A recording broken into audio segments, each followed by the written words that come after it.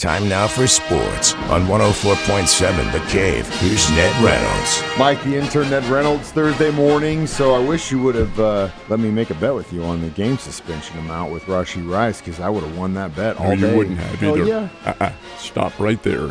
You said 3 to 5. No, I said 4 to 6, my guy. You said and like I 8 said, to 10. No. I said 6 to 8 initially, and then I amended that to 10 o'clock. No, I would have won, so let's make the bet right now, all right?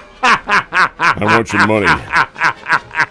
See what he tried to do to me just there? You guys know what kind of working conditions I'm under? I'll tell you exactly what happened, too. My sources in Kansas City tell me that, and we talked about this, you probably don't remember it, but we talked about it a couple of weeks ago, a good chance of negotiations going on while the suspension was in place on the 30th. I think what happened, and according to my sources, this is quite likely, the NFL said, okay, we're going to nail this guy with a 10-game suspension, double digits, but if you appeal, the arbitrator is going to be a whole lot more punitive. Of course. So it's a she, and she is a hanging judge, so to speak. Anyway, they said, we'll reduce this to 6, no appeal, because he's not appealing this. That's the agreement that they came through. It's going to cost him probably about, if you use the calculations, about $445,000, rounded off to the nearest figure, and that's a substantial amount, because I think his contract is about $2.5 million, he's somewhere still around there. So The fact of the matter remains that he'll pay a lot for this. So I think everything's going to be settled now. It'll be a 6-game suspension at the start of the season. So he misses the first 6 games. I remember it well, because I felt like they wanted to make an example of him, and I just can't believe that they would want to make. I mean, again, I'm not excusing the behavior. I'm not excusing what he did and the decisions he made. But if you're going to allow a guy to play quarterback in Cleveland after 26 sexual assault charges and he's not getting in trouble like that, and you're not going to make an example of him, you can't make an example of Rice. You can't set precedents when you want. One difference is this, that Deshaun Watson, about whom you're talking, is on the IR, so he's probably not going to play at all. But it's not the NFL. It is not the NFL, but the fact of the matter remains, his example was himself getting involved in sexual assaults and things like that. This was involving the public on a road and a 6-car accident in which he walked away. That's the key right there. But the matter is all settled. It'll be a 6-game suspension. He'll be back, he being Rashee Rice. This is not a one-man team. He was out all of last year. And the Chiefs go to the Super Bowl. Well, he'll miss 6 games, the first 6 of the season, back on October the 19th against the Las Vegas Raiders. And I'm sure the Chiefs will be just fine. Their receiving core is non-pareil. They're right up there at the top of the league. On that note, what do you think about the pickup of Clyde yesterday? Well, it's taxi squad. He's going on the practice squad. But I think what happened in this case is, we have a place on the roster now since Rashee Rice is not on the roster at the moment. They've got a place for him. So let's pick up Clyde Edwards-Helaire. Just a little experience and so forth. Put him on the practice squad. If something happens, you have an experienced guy. Not very good. He wouldn't have 10 carries last year or something like that. But he knows the book, and that's important. That's the key. Yep.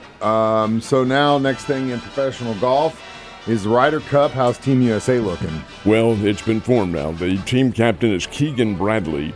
And yesterday, now the first 6, the Ryder Cup is 12 players. The first 6 are automatic. They're there from their world ranking and the points they achieved during the season. So you already knew who they were going to be. Scotty Scheffler and Spahn and Henley and Harris English and Schauffele and DeChambeau. They were already there. So it's up to the captain to pick the other 6. And Keegan Bradley is still a very good player. He did not pick himself to be on the team.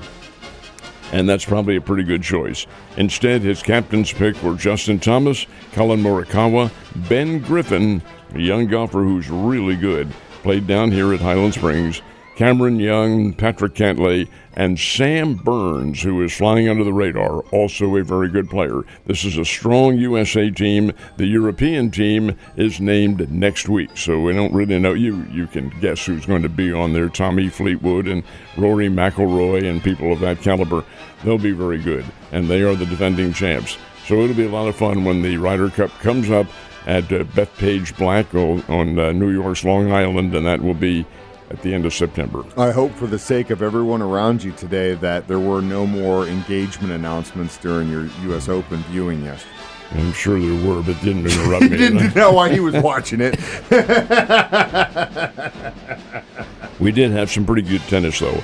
Novak Djokovic, as is his custom these days, dropped the first set to the player he was facing, a young American, then came back and won the next 3 easily. Djokovic is the 7th seed, and he is 38 years old, and beginning now to very slightly show those signs of faltering. Still a winner, and still very much capable of winning a championship. Carlos Alcaraz, who will probably beat him if they play again, did win. So did Aryna Sabalenka, and so did Jessica Pegula. Jessica is the number 3 ranked women's player in the world, and she's very good. Is she championship caliber? She was in the U.S. Open finals last year and was beaten in the championship match. But Pegula's a fine player.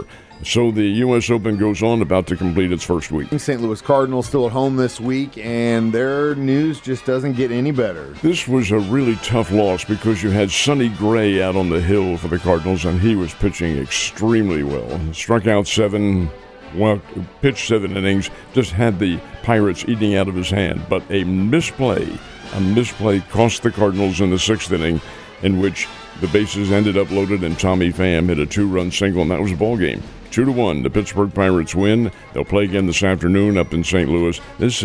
I'll tell you, this is tough for the Cardinals. They just can't seem to get things straight, and part of the problem is the fact that Nolan Arenado is not playing, and they don't have that mixture in the lineup. That the way they have that adjusted is not working out for them. Pittsburgh 2, the St. Louis Cardinals 1. Kansas City Royals finally found their bats last night, didn't they? 8 runs in the 5th inning, and that's big. Salvador Perez led it off with a home run, later had a 2-run double in that same inning, and the Royals blasted the White Sox 13-5. Kansas City has to win. They have no options. They've got to win if they want that wild card. They're 3 games out in the wild card race, but that's a little misleading. They're chasing the Mariners. The Mariners are chasing the Astros. So if the Mariners overhaul the Astros, then it's Houston who the Kansas City Royals are chasing with only 28 games remaining in the season. That's not a whole lot, but you never give up, and the Royals do get a big win over the White Sox, and indeed, the chances are still there. Springfield Cardinals did get a big win last night, 13-5 over the Midland Rockhounds. Very good outing by the Springfield Cardinals. They're a good team, and they have the playoffs awaiting later on in September. See what happens. It's going to be close, but they got to take care of the Tigers definitely next up. All right. I can't believe it. College football's back, and it's back today. Tonight. Turn on the lights tonight.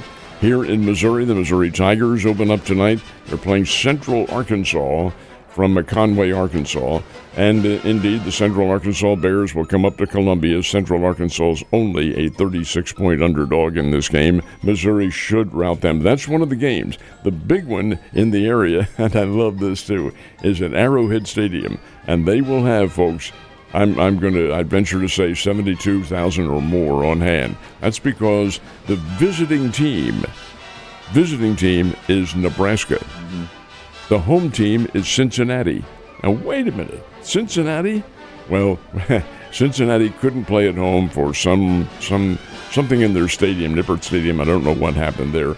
Moved the game to Lucas Oil Stadium in Indianapolis. They had a conflict. So Nebraska said, hey, move it out here. You'll be the home team. You'll get the revenue. We will have the home field advantage because people come down from Lincoln to Kansas City. That's nothing.